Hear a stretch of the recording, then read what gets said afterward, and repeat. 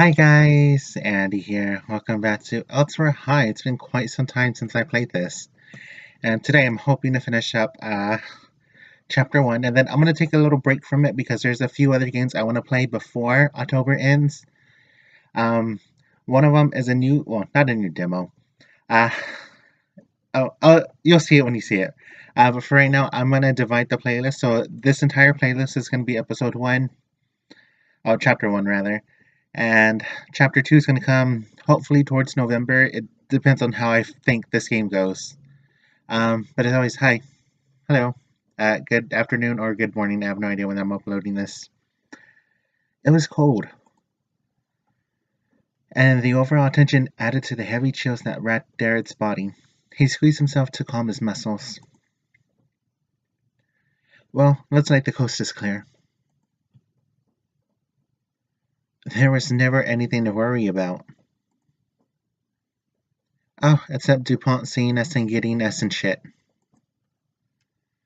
Then we get expelled for breaking the contract, and we get sent to Elsewhere High School for exceptional children. They can't even follow a few simple rules. Right, except for that. She turned to Derek. Thanks for coming. Yeah, for sure. Ready to head out? Sure. She smiled, breathed a deep breath, and took an urgent stride away from the school.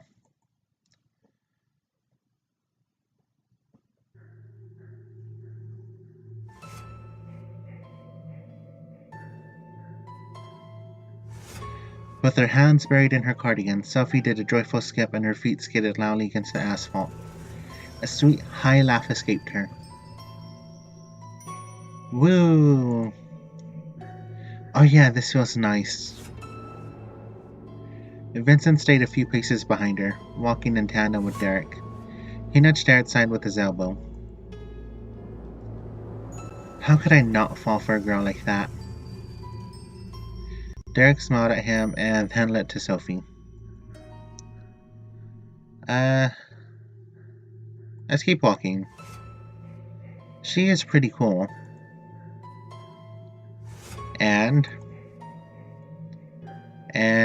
really, really pretty? Haha, there you go. Talking some sense now. I don't like Vincent much. Would she be your first? Girlfriend? Nah. Well, I don't know. I dated other girls before. Nothing was really serious. This one chick thought it was and came to my place while I was gone one day and introduced herself to my parents. Talked about her intentions or some shit. Ha. That was like freshman year, I guess. Jesus, was it that long ago? So, how'd you find out? Hon, why did a pretty young girl named Claire show up today expressing her interest in marrying our son? Derek let out a loud chuckle. I have no idea, Mom. Perhaps a question we should be asking is if a 14-year-old pining after a boy for marriage can be diagnosed as clinical insanity. Should I call her parents? No, Vincent, calling your girlfriend's parents diagnosing her with some sort of psychopathy is almost as weird as her asking us what sort of dress fits her body type.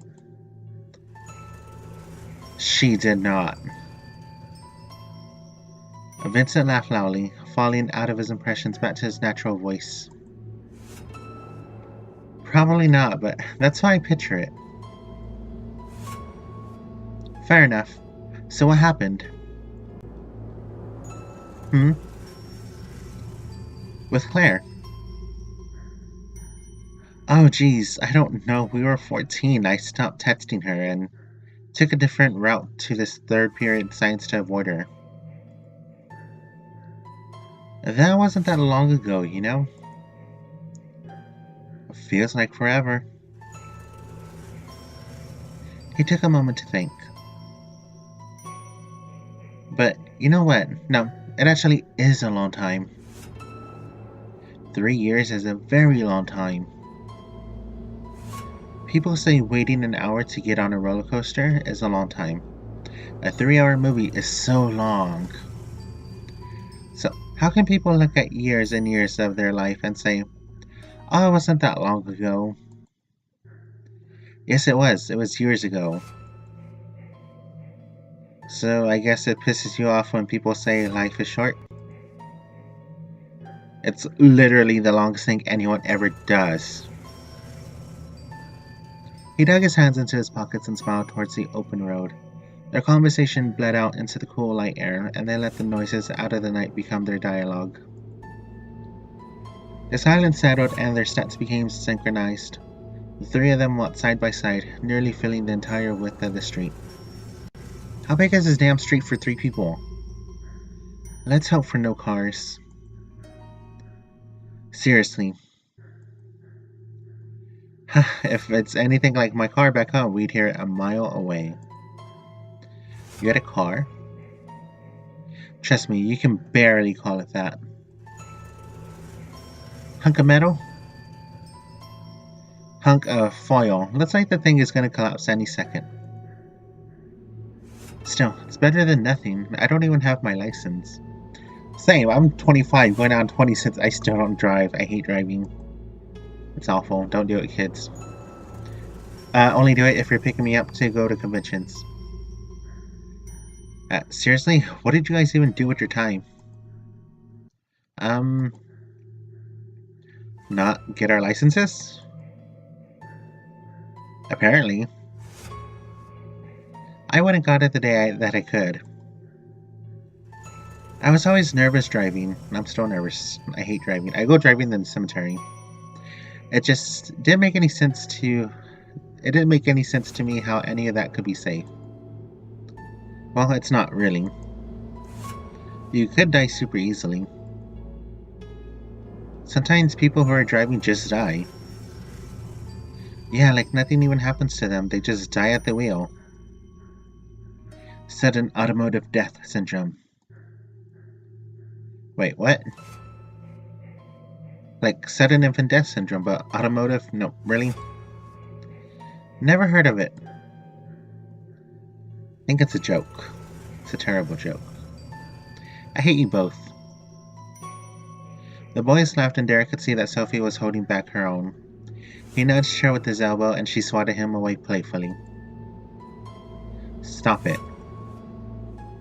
Oh, you don't like that. He nudged her again. Her crossed arms exposed her side and allowed for a perfect landing. Oh my god.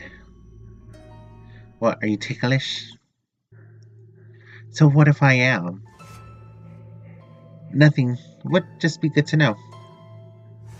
With that, he swung his body behind hers and moved his fingers quickly up and down her side. Stop.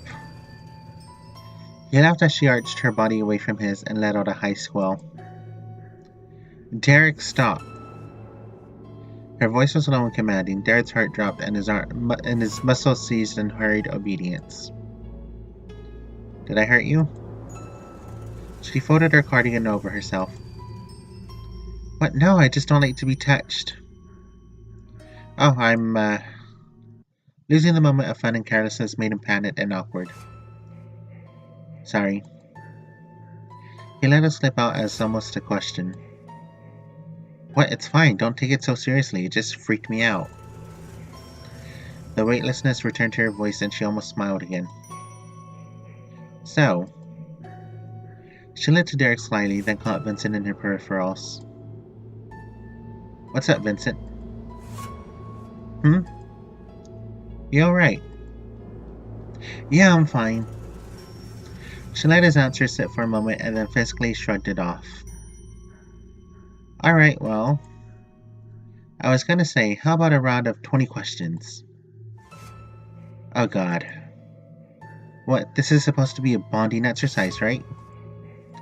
Yeah, I guess, but... We must be off campus now.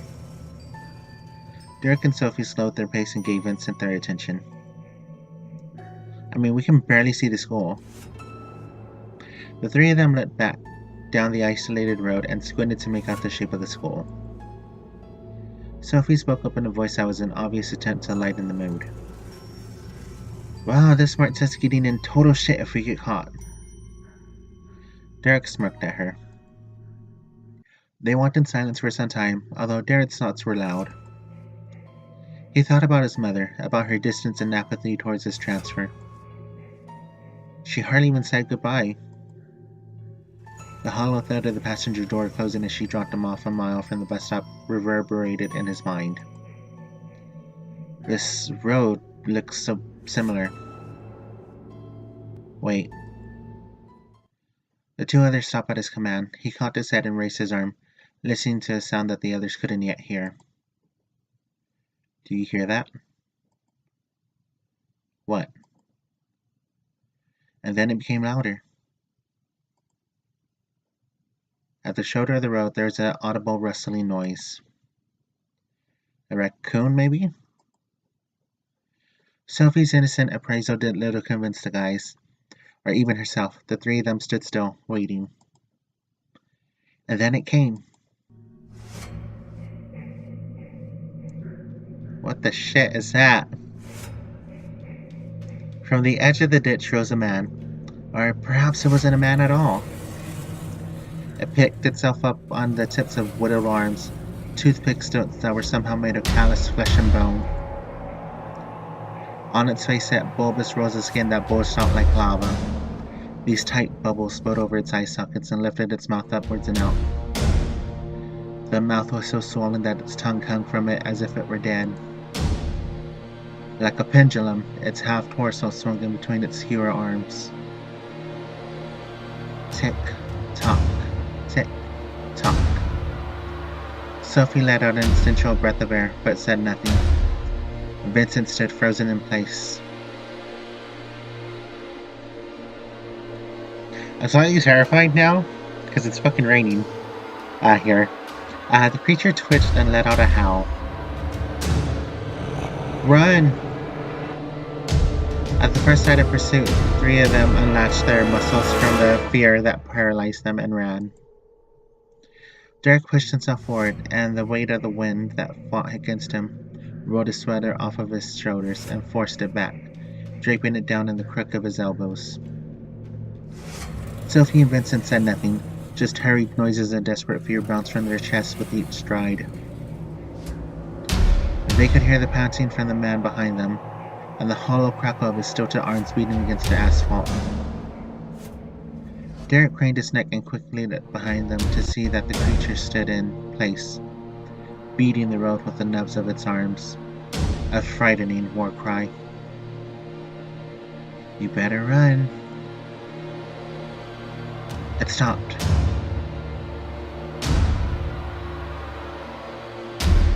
The three slowed and turned to look behind them. They had made considerable distance, and the creature was now nothing more than a small figure swallowed in shadow. Its body twitched and bristled and made its way back into the grassy shoulder of the road. Derek looked to Sophie and Vincent. Their faces were flushed and their eyes shook in their sockets fiercely. He could see no fear on their faces, however, just desperation and shock. What the hell was that? They said nothing. Derek swiveled his body around, checking his surroundings, his knees bent and ready. Guys? He turned to them for guidance and respite, but he was met with hollow shells that let out quick, sharp breaths. Derek could feel the stinging of tears in the corner of his eyes. Oh my god. He took a few swift steps backwards and then turned himself back toward the school, quickly revving up to a full sprint. Come on! Of course, the words were meant for Sophie and Vincent, but he pushed them out as if they were motivation for himself. Come on. Faster. Looking back, Derek could see Vincent reach out to Sophie and pull her away from the bushes, leading her into a sprint back towards the school. Jared's forehead was frozen from the wind's chill beating down on it and the thick layer of perspiration that had formed. His cheeks burnt loudly and angrily. Get me out of here. His vision blurred, his senses stopped.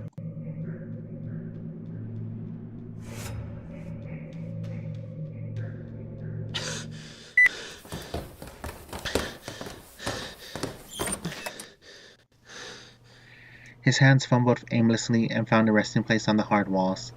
He dropped to his knees and crawled forward, his gliding hand offering him some small sense of guidance. Sit down. Rolling his body backwards, Derek locked himself against the wall and tried his best to find some normalcy in his breath. Slow down. In. Out. Amidst the grayness of the hallway, he did notice an open door. Is that mine? No. He could see the shadow of someone kneeling. His chest throbbed over his wailing heart. It thrashed inside of him, trying to shake free from its cage. Get me out of here. Derek yelped at his overwhelming anxiety. It nearly overtook him. Derek? Derek gasped and gripped his chest. He tried to stutter out words, but nothing came. What's wrong? Are you okay? Derek looked at him desperately.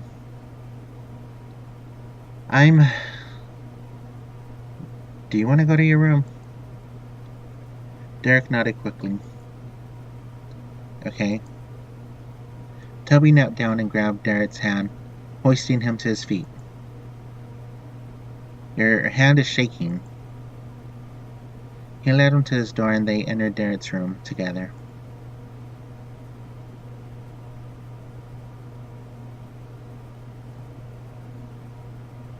Toby walked him to his bed and sat him down, then said next to him nervously. Sorry, I'm not sure what to say. Derek shook his head, excusing Toby's lack of confidence. His breath still came out in heavy gales. Is it because of your first day? I had a hard time too. I think I cried a lot. Derek drove his eyes shut as tight as he could and then opened them quickly. He motioned with his hands, beckoning Toby to speak. Just tell me something. What were you doing? I kinda saw you in your room. His words were slow and came out laced with deep breaths. Oh. He could see Toby retreat into himself. I was just praying. Toby laughed nervously. Once again, Derek closed his eyes and nodded. The rise and fall of his chest gradually slowed. Okay. About what?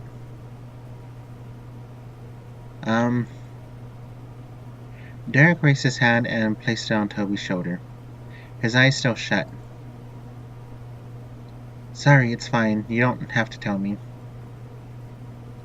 No, just for my sister. Your sister? His eyes opened and he tried to focus on Toby. Yeah, just some stuff going on with her. Derek nodded in response. Derek, you look really scared. I'm fine. Toby played with his fingers awkwardly. He dropped his head down and spoke slowly. Derek? Yeah? He paused and pushed out a sarcastic laugh. And then another one. What's wrong? They both raised their gaze and found knowing looks in each other's eyes. Nervous, scared, knowing looks. He looked away. I don't know, sometimes I feel weird here. What do you mean weird? Like I'm being watched or something. Watched? They both retreated back onto his bed, their eyes sitting on the blank wall opposite of them. Toby's words became more rushed. Just ever since I got here, I feel something weird. Like something's always behind me. His voice fell into a whisper as he tried to mask the fear and sadness that crept its way into his voice. I know that sounds crazy, but it's true. Nothing seems right. There's something wrong going on here. Finally, he gave in and let out a heavy breath, and a tear pushed its way out of his eye and hit the fabric of his pants. He gripped his hands tightly. Derek? Derek looked up to him, but Toby's head remained low and guarded. Where are we?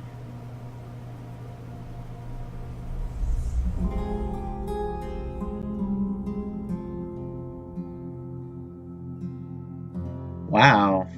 That was actually a really good outro to Chapter 1. Chapter 1, Finn. But holy shit, I was not expecting that fucking...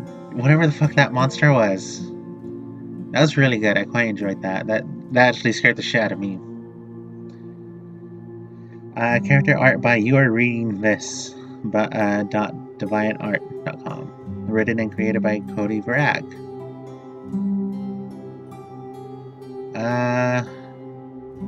Very fun. I quite like this. I really did want to play this game. I'm very excited because now I do want to keep playing it. Holy shit. What a great ending. Chapter 2 has been released. I do have it. You have to pay for Chapter 2. I can't remember how much it is, but I think it's fairly cheap on Steam. I'll probably just be talking to camera now. Or the non-existent camera that you can't see. But yeah, this is quite interesting. I do like the concept of this. I'm very interested in keep playing this. I was gonna stop because there are definitely a few other games I do want to play, but this might take priority so I can finish it before Halloween. I think I might get done before Halloween. We'll see how that goes. Or I might get done after Halloween. But there's a few other visual novels I have in store for everyone. One of them is Who We Are Now.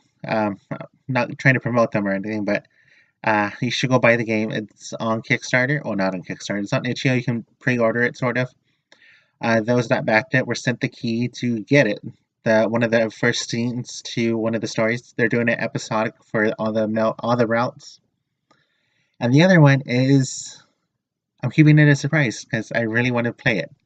And I want to keep it a secret for now. And the other one, you can see my friend Keita Nash play on her channel. It's called A Mortician's Life.